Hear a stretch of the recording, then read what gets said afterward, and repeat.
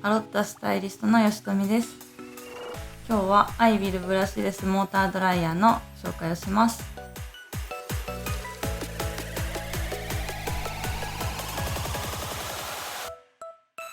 ドライヤーの持ち手が細くて軽いので、何時間何人ものお客様をブロードライしても疲れにくいですね。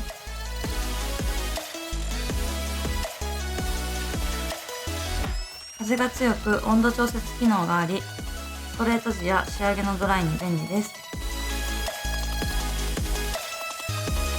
早く乾いてブローもできるという点で非常にいいと感じました。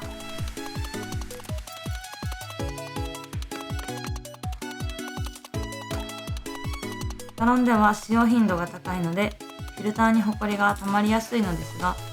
掃除のしやすいところも利点だと思います。